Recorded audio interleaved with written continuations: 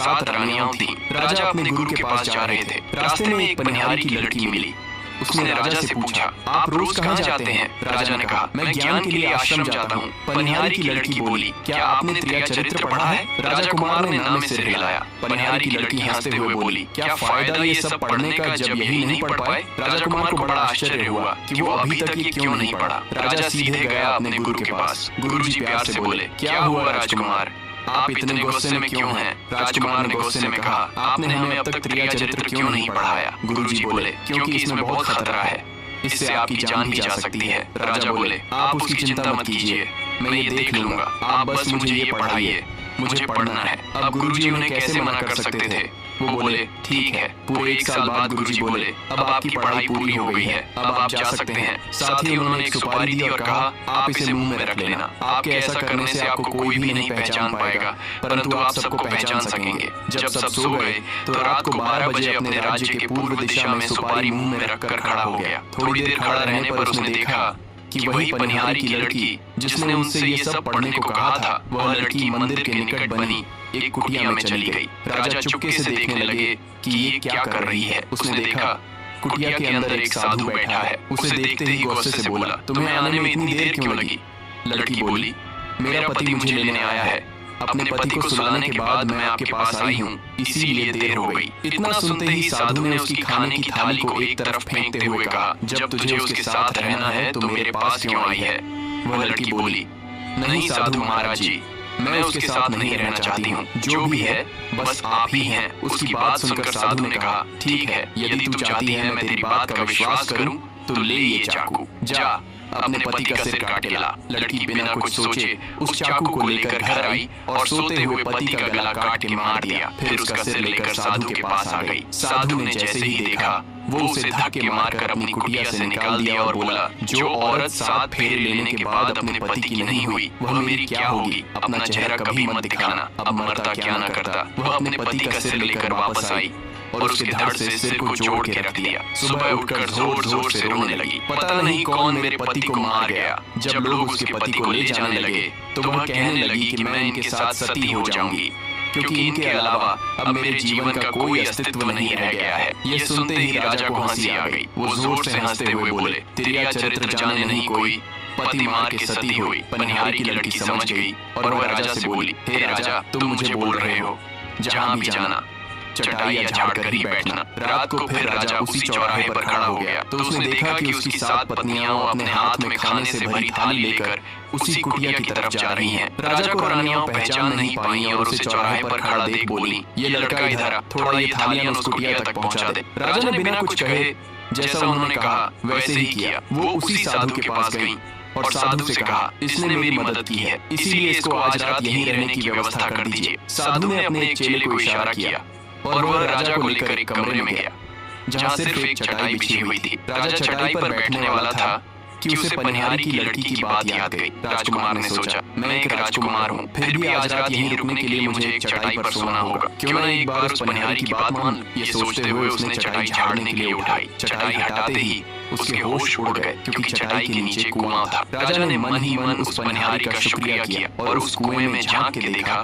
तो पाया कि उसमें बहुत से जीवित पुरुष हैं। उनमें से एक ने राजा को देखते ही कहा, अरे राजा, आप यहाँ कैसे आ गए? राजा बोले, मेरी छोड़ो, तुम लोग बताओ यहाँ कैसे हो? उसमें से एक ने कहा, हे राजा, अभी बात करने और बताने का टाइम नहीं है, थोड़ी देर में तुम्हारी वो 7 रानियां यहाँ आती होंगी, तुम्हें जिंदा पा गई तो मार डालेंगी, यहाँ से जल्दी। राजा वहाँ से भाग निकला पर साधु ने उसे देख लिया और कहा, उसे जल्दी से पकड़ो, अगर उसने किसी को बता दिया तो मेरा पत्ता ही कट जाएगा। सभी रानियां उसके पीछे दौड़ पड़ी, लेकिन वो रहा राजा कैसे पकड़ में आता। पर यह रानियां भी हार नहीं मान रही थीं। तभी रास्ते में एक नदी पड़ी। क्योंकि राजा तैरना जानता था, इसलिए जल्दी से नदी में छलांग लगा दी।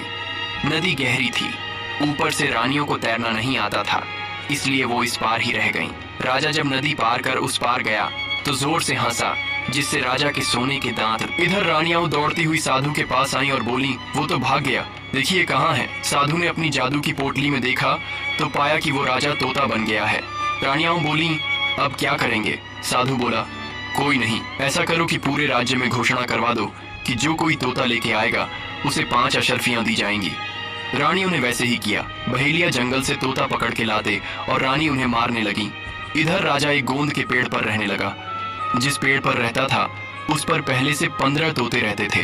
राजा जब वहां गया तो उन लोगों ने राजा को अपना राजा बना लिया। कुछ दिन बाद एक बहेलिया उस पेड़ के पास आया जिस पर राजा रहता था।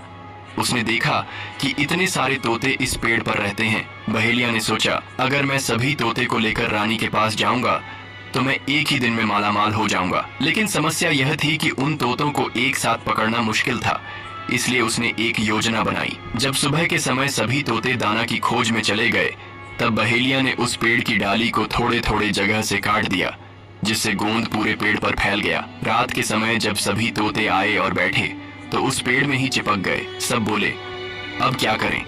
तो राजा जो तोता बना था बोला, चिंता मत करो, जब बहेलिया आएगा तो तुम सब ऐसे लटक जाना जैसे मर गए हो। तो फिर वो हमें मरा समझ के नीचे फेंक देगा।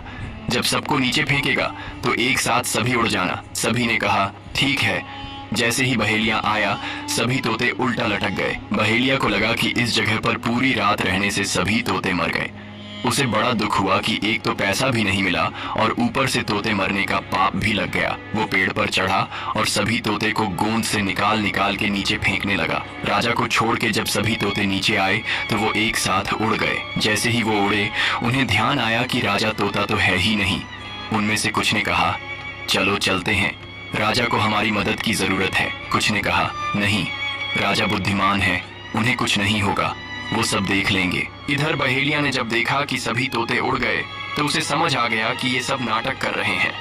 तभी उसकी नजर राजा तोते पर पड़ी।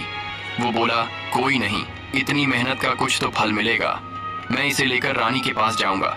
बहेलिया उस तोते को उतार के अपने पिंजड़े में बंद कर दिया और रानी के पास जाने लगा। तब राजा ने कहा, अरे बहेलिया, तुम मुझे रानी के पास ले जाओगे तो तुम्हें क्या मिलेगा? बहेलिया खुश होते हुए बोला, 5 अशर्फियां। तोता बोला, मैं तुम्हें 50,000 अशर्फियां दिलाऊंगा अगर तुम मेरा कहना मानोगे। तब बहेलिया बोला, क्या? तोता बोला, मुझे सुगवल राजा के बाजार में ले चलो, वहां अगर कोई तुमसे बोले कि इस तोते का दाम क्या है तो बोलना, तोता अपना दाम खुद बताएगा। बहेलिया मान गया और उसे सुगवल राजा के बाजार में ले गया। राजा सुगवल के बाजार का ये नियम था कि जो भी व्यापारी अपना सामान बेचने आता वो दिन भर बेचता और शाम को जो बच जाता राजा खरीद लेता। शाम के समय बाजार के सभी वस्तुएं बिक गईं, केवल उस तोते को छोड़ के, क्योंकि तोता अपना दाम इतना महंगा बताता कि कोई उसे लेता ही नहीं। अंत में राजा के दरबारी राजा के पास आए। राजा ने उनसे बाजार का हाल पूछा तो वो बोले, महाराज, आज बाजार में एक विचित्र तोता आया है जो अपना दाम खुद बताता है, उसको छोड़ के सब कुछ बिक गया है। राजा ने कहा, क्या दाम है तोते का? दरबारी बोले, 50,000 अशर्फियां। राजा बोले, ठीक है, ले लो, वरना राज्य में ये खबर फैल जाएगी कि राजा के बाजार से सामान वापस आता है, इससे मेरी बदनामी होगी।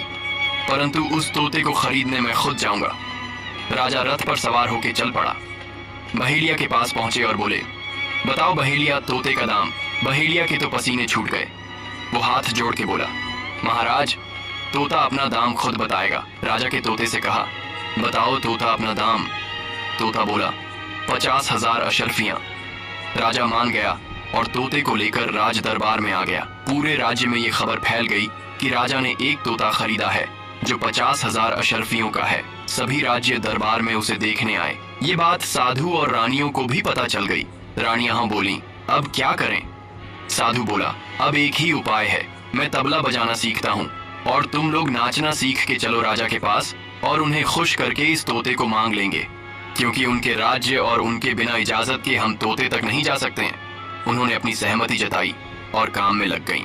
इधर जब रानी को तबीयत खराब, वो अपनी बेटी से बोली, जो कि 16 साल की थी, कि आज तुम तोते को नहला के खाना दे देना और ध्यान रखना। उनकी बेटी ने हाँ कहा और तोते को लेकर नहलाने के लिए चली गई। जब वह तोते को नहला रही थी तो उसे तोते के सिर पर कुछ कटा सा महसूस हुआ। उसने सोचा कि तोते को कहाँ से कटा लग गया। अब तो माताजी जानेंगी तो गुस्सा करेंगी। ये सोच के वो उसे निकाल दी। वो एक कील थी जो गुरुजी ने राजा को तोता बनाने के लिए लगाई थी। कील के निकलते ही वह तोता एक 21 साल का जवान लड़का बन गया। राजकुमारी देखते ही डर गई और डर के जैसे ही चिल्लाने को हुई, राजा ने उसका मुंह बंद कर दिया और कहा, तुम डरो नहीं, मैं एक राजा हूँ, कुछ कारण है जिससे मैं ऐसा बना हूँ। राजकुमारी बोली, मुझे बताओ, वरना मैं सबको बता दूंगी। राजा बोला, अभी नहीं, अभी तुम कील जहाँ मेरे सिर में लगी थी वहीं लगा दो।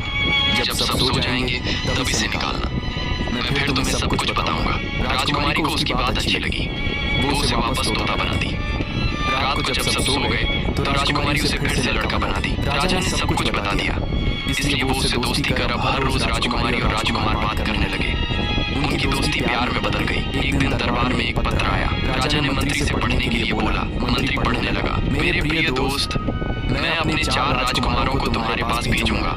मैंने चारों को उत्तम शिक्षा दिलाई है और अब मैं बूढ़ा हो चुका हूँ, इसलिए चाहता हूँ कि मेरे किसी एक पुत्र को अपने राज्य सिंहासन के लिए चुनो। तुम अपनी बुद्धि परीक्षण करके जो इसका हकदार है उसे हमें बताओ। राजा ने हर तरीके से उन चारों राजकुमारों का परीक्षण किया। सभी एक से बढ़कर एक थे। जब राजा परेशान हो गए कि कैसे कहें और क्या निर्णय लें। यहाँ तो सब अपने आप में ही बेहतरीन है, सब हर विषय में एक समान है। राजा ने फिर तोते को बुलाया और सारी बात बताई। तोता बोला, राजा एक काम कीजिए, आज रात इन्हें एक साथ एक कमरे में रहने की व्यवस्था कीजिए।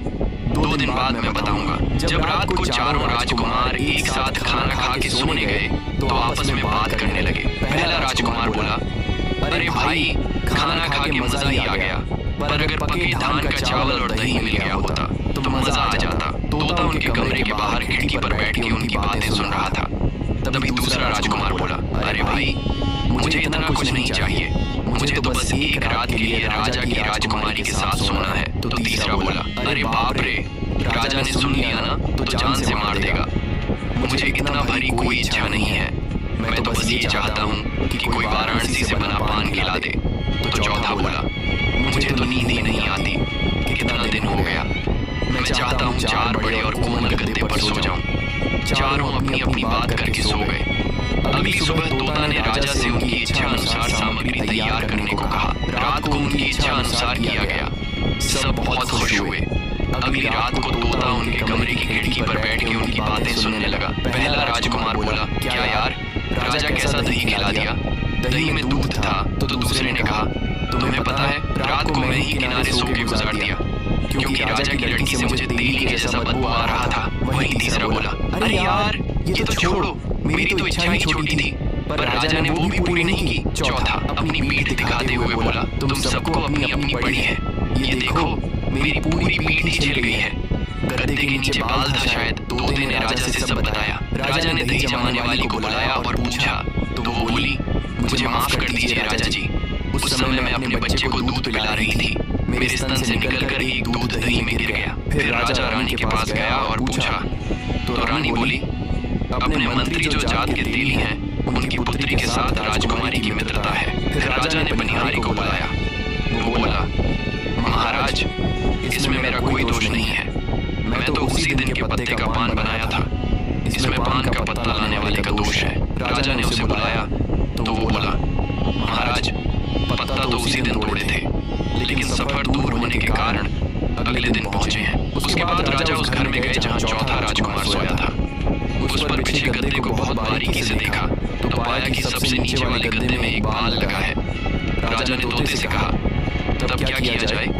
तो तोते ने कहा, चौथे को राजा घोषित कर दें। राजा बोले, क्यों और कैसे? तो तोता बोला, राजा जी, पहले ने छक्कर, दूसरे ने सूंघकर, तीसरे ने चबा के बताया, परंतु चौथे ने बिना देखे बता दिया है, इसलिए इसे राजा बनना चाहिए। राजा तोते के निर्णय से खुश हो गया।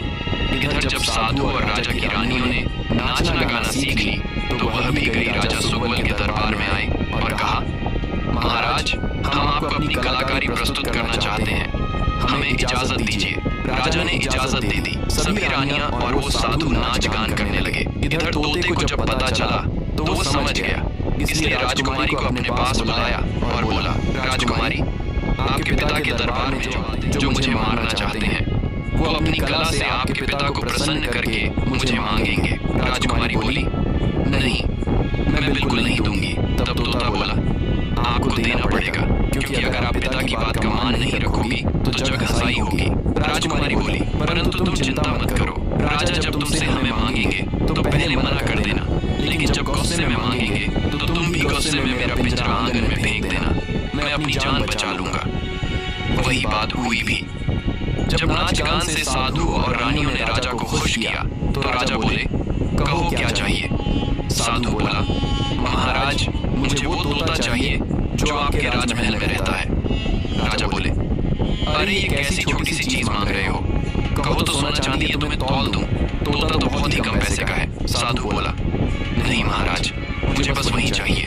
राजा बोले, ठीक है। अपने दरबारी को आदेश दिए कि जाओ राजमहल में से तोता लेके आओ। दरबारी चला गया। जब वो महल पहुंचा और राजकुमारी से तोता मांगा तो उसने मना कर दिया। राजा अपनी लड़की के पास राजमहल में आए और उनके पीछे पीछे सभी रानियां और साधु। राजा ने राजकुमारी से पिंजरा मांगा तो पहले वो मना कर दी, पर राजा जब उस पर गुस्सा हुए तो वो भी गुस्से में उस पिंजरे को आंगन में फेंक दी। उसके फेंकते ही तोता सरसों का दाना बन गया और पूरे आंगन में बिखर गया। तभी साधु कबूतर बन के उन दानों को चुगने लगा, लेकिन एक दाना पास को नाली में चला गया जिसमें राजा के प्राण थे। कबूतर बना साधु ने उसे भी चुगने का सोच जैसे ही उधर गया और चुगने के लिए झुका, तोता सरसों से बाज बन गया और वही कबूतर बने साधु को मार गिराया। ये सब देख रानियां भाग खड़ी हुई और राजा सुग्गल के आश्चर्य की सीमा नहीं रही, यहाँ तक कि राजा बेहोश हो गया। उन्हें उनके कमरे में ले जाया गया और बाज वापस तोता बन के पिंजरे में बैठ गया। जब राजा को होश आया तो उन्होंने राजकुमारी और तोते को पिंजरा सहित अपने कमरे में बुलाया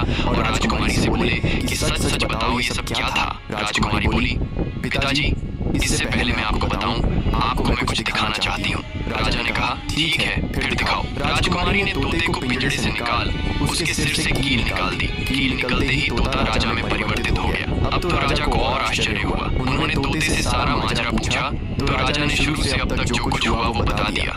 राजा बोले, तो अब क्या करना चाहते हो, क्योंकि साधु तो मर हुआ और साधु के बिना रानियां तुम्हारी कुछ नहीं कर पाएंगी। तो बोला, महाराज मैं जानता हूँ वो मेरा कुछ नहीं कर सकती, लेकिन अब मैं उनके साथ नहीं रहना चाहता और अब मैं आपकी पुत्री से प्रेम करता हूँ और वो भी मुझसे। अगर आप इजाजत दें तो हम दोनों शादी कर लें और उसके बाद मैं इन्हें लेकर अपने राज्य लौट जाऊंगा। राजा कुछ बोलने को हुआ, उससे पहले राजकुमारी बोली, पिताजी मैं भी इनसे बहुत प्रेम करती हूँ, अगर इनके साथ नहीं हुई मेरी शादी तो मैं किसी के साथ नहीं करूंगी। राजा ने उनकी शादी करा के विदा कर दिया। यह खबर सुनकर हुई तीनों रानियां रुपया पैसा गहना लेकर भागने लगी तो राजा ने अपने सैनिकों से पकड़वाया और उन्हें उसी कुएं में गिरा दिया। राजकुमारी ने उनसे कहा, धन्य है विद्या, धन्य ये नारी, पति मारने को बनी